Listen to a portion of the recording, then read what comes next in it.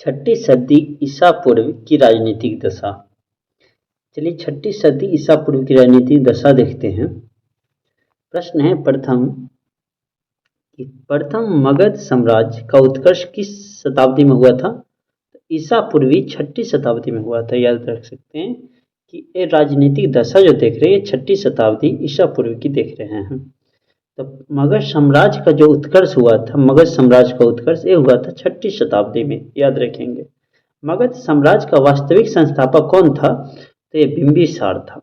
है मगध साम्राज्य का वास्तविक संस्थापक कौन था? तो बिंबिसार था। लगभग 544 से 49 ईसा पूर्व की घटना है। ये पूछ सकता है कि मगध साम्राज्य का वास्तविक संस्थापक कौन था? बिंबिसार था। गोदावरी नदी के तट पर स्थित महाजनपद का क्या नाम था? याद रखेंगे 16 गो महाजनपद है, जिसमें गोदावरी नदी के तट पर जो जनपद स्थित था उसका नाम था अस्मक। इसकी राजधानी हम पढ़ेंगे, इसकी राजधानी है पोटली। आगे इसकी चर्चा करेंगे। चलिए देखते हैं, एक एक बातें को बड़ी गौर से देखेंगे। कितना जरूरत की बातें मैं बता सकता हूँ कि चलिए प्रश्न है कि ये तो देख लिए कि अस्मक जो गोदावरी नदी के तट पर स्थित है। नंद वंश के पश्चात मगध पर किस राजवंश ने शासन किया? देखिए पहले नंद वंश थे, नंद वंश के बाद जो मगध पर मौर्य वंश का शासन हुआ, जिसकी चर्चा हम आगे करेंगे, विस्तृत रूप से करेंगे। नंद वंश के पश्चात मगध पर किस राजवंश का शासन हुआ? तो मौर्य वंश का शासन हुआ। पाटलिपुत्र को किस शासक ने सर्वप्रथम अपनी राजधानी बनाया था? तो देख पाटलिपुत्र को पर देखिए चंद्रगुप्त मौर्य के समय में पाटलिपुत्र की दृश्य बहुत भव्य दिखाया गया है मेगास्थनीज के द्वारा। और पाटलिपुत्र को किस शासक ने सर्वप्रथम अपनी राजधानी बनाई थी? उदयन। और क्वेश्चन ये भी आता है कि पाटलिपुत्र को बसाया किसने था? तो उदयन ने बसाया था। उदयन किसका बेटा था? अजातशत्रु का बेटा था। और अजातशत्रु बिंबिसार का बेटा था। तो उस वंश को हम पितृहंता इसलिए कहते हैं क्योंकि वो सब गद्दी पर बैठा, अपने बाप को मार के गद्दी पर बैठा है, इसलिए उसको वंश को पितृहंता भी कहते हैं। चलिए गौर से देखेंगे। कहता है उदयन वासवदत्ता की कहानी किस स्थान पर विशेष से संबंधित है? उदयन वासवदत्ता की कहानी पता है ना, अजातशत्रु का बेटा है उदयन, जिसने पाटलिपुत्र नगर को बसाया था।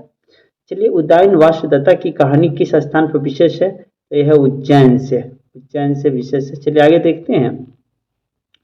सिकंदर के आक्रमण के समय उत्तर भारत में नंद वंशीय शासक घनानंद का शासन था। जब सिकंदर आक्रमण किया था उत्तर भारत में, तो नंद वंशीय शासक, नंद वंश के बाद ही है मौर्य वंश, नंद वंशीय शासक घनानंद का शासन था। और आपने पढ़ा होगा कि सिकंदर के आक्रमण के समय नंद वंशीय शासक घनानंद का शासन था। घनानंद को हराने के लिए चाणक्य ने उसके जैसा ही चाणक्य ने एक राजा खड़ा किया था जिसका नाम था चंद्रगुप्त मौर्य, जो कि सीरियल वगैरह में देखते थे। वही चंद्रगुप्त मौर्य घनानंद को हराया था। तो सिकंदर यहाँ आया तो नंद वंश का शासन चल रहा था, जिसके शासक घनानंद थे। गौतम बुद्ध के समय का प्रसिद्ध वैद्य जीवक को किसने अपने दरबार में स्थान दिया था? गौतम बुद्ध, जो पढ़े आप लोग पीछे पढ़े थे, बौद्ध धर्म के संस्थापक गौतम बुद्ध के समय प्रसिद्ध वैद्य जीवक को किसने अपने दरबार में स्थान दिया था? तो बिंबिसार जीवक को स्थान दिया था। गौतम बुद्ध के समय प्रसिद्ध वैद्य जीवक को किसने अपने दरबार में स्थान दिया था? तो बिंबिसार ने। प्राचीन स्थान श्रावस्ती का नगर विन्यास किस आकृति का था? पूछा जा सकता है। श्रावस्ती जो है इसकी नगर विन्यास अर्धचंद्राकार था। कैसा था? अर्धचंद्राकार। कहते हैं कि मगध के किस शासक ने राज्यारोहण के लिए अपने पिता की हत्या की और स्वयं भी अपने पुत्र द्वारा मारा गया? यही जिसको मैंने बताया था, जिस वंश का नाम पितृहंता कर सकते हैं, ये अजातशत्रु है।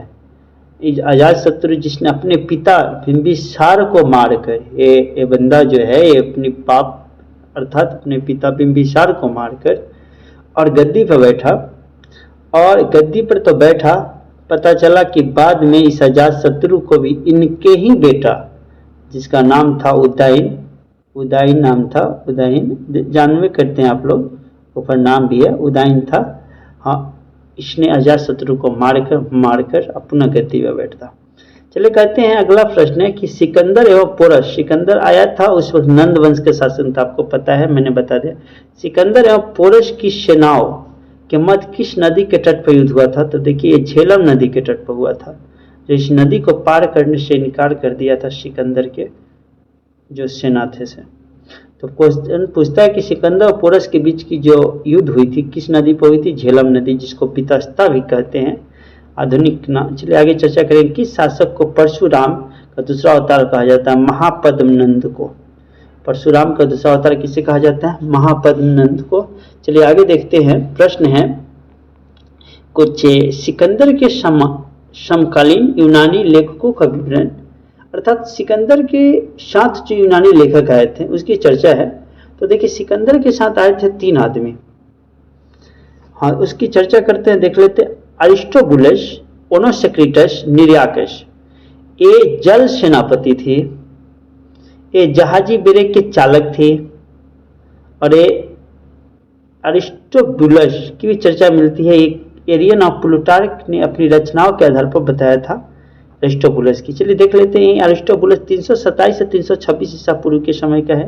ये 327-326 मतलब अर्थात ये तीनों जब साथ में आए हैं, किनके साथ? सिकंदर के साथ आए हैं, सिकंदर महान के साथ आए हैं, तो इनकी समय तो सेम होगी। और युद्ध, अरिस्टोबुलस युद्ध का इतिहास लिखता है, प्रमुख रचना है युद्ध का ये। सेक्रेटरी लिखता है सिकंदर की जीवनी, सेक्रेट सिकंदर की जीवनी याद कर सकते हैं। निरियाकस लिखता है स्ट्रैबो और एरियन का विवरण।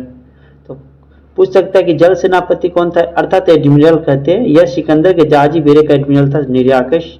ओनोसेक्रिटस ये जहाजी बेड़े का चालक था। अरिस्टोबुलस एरियन प्लूटार्क ने अपनी रचनाओं को आधार बताया था। चलिए नीचे देखा जाए, कुछ बातें हैं उसको देख लेते हैं। बौद्ध ग्रंथ, अंगुत्तर निकाय एवं जैन ग्रंथ भगवती सूत्र में 16 महाजनपदों का उल्लेख भी आई है। क्वेश्चन पूछ सकता है कि 16 महाजनपदों का उल्लेख कहाँ है? तो बौद्ध ग्रंथ अंगुत्तर निकाय में 16 महाजनपदों का उल्लेख है, 16 महाजनपद में बटा हुआ था। चलिए आगे देखते हैं 16 महाजनपद कौन कौन थे, उसकी चर्चा करेंगे, जो कि बहुत है, पूछा भी जाता है। इसकी राजधानी पूछे जाते हैं, इसलिए इस बातों को देखते हैं। चलिए कहता है महाजनपद अंग अभी बिहार का ही है अंग। तो अंग की राजधानी है चंपा, प्राचीन नाम मालनी मुंगेर में है। तो अंग की राजधानी चंपा, अंग चंपा याद कर लेंगे। मगध गिरिब्रज, मगध की राजधानी मगध की राजधानी गिरिब्रज अर्थात राजगिरी। मल यानी कुशीनारा, कुशावती भी कहीं लिखता है, कुशीनारा पावापुरी देवरिया गोरखपुर में है। मल पावापुरी में, और पावापुरी में महावीर स्वामी की मृत्यु हो गई है, याद रखेंगे पावापुरी में। तो कहते हैं काशी की राजधानी वाराणसी, काशी वाराणसी याद रखेंगे। मल कुशावती, कुशीनारा लिखा हुआ है, मगध गिरिब्रज, अंग चंपा, काशी वाराणसी। कौशल श्रावस्ती अयोध्या फैजाबाद में है, ये उत्तर प्रदेश में है। कौशल श्रावस्ती। अगला है पंचाल का होगा उत्तरी पंचाल लिखा है, कहीं कहीं अहिछत्र लिखता है, देखिए अहिछत्र लिखा भी है, और दक्षिणी पंचाल।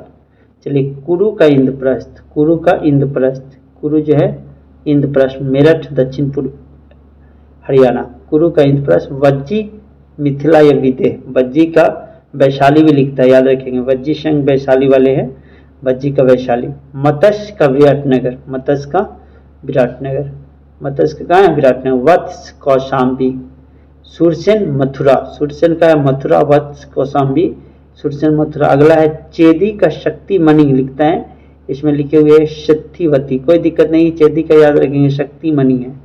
क्या है? शक्ति मणि, देख लीजिए शुक्तिमती लिखे हुए। अश्मक का पोतन या पोटली, मैंने पूर्व भी बताया, अश्मन का पोतन या पोटली। अवंती का उज्जैन, लिखे हुए उत्तरी अवंती या उज्जैन में, दक्षिणी अवंती भी आई है, इसको याद कर ही लेंगे क्योंकि अक्सर एग्जाम में इसमें से एक दिखा जाता है। गंधार का राजधानी तक्षशिला, जो अभी वर्तमान में पाकिस्तान में है। कम्बोज हाटक, राजपुर कश्मीर में कम्बोज हाटक। वज्जी तथा मल महाजनपदों को गणतांत्रिक व्यवस्था थी, अर्थात प्रथम बार लोकतंत्र जो स्थापित हुआ ये बज्जी संघ जिसकी राजधानी कहाँ थी बताइए? राजधानी थी वैशाली। बज्जी की राजधानी कहाँ थी? वैशाली, जो प्रथम गणतंत्र बना। कहाँ से? वैशाली से। चलिए इसी के साथ आपका एक खत्म होती है महाजनपद काल का। पुनः हम आगे अगले चैप्टर में चर्चा करेंगे।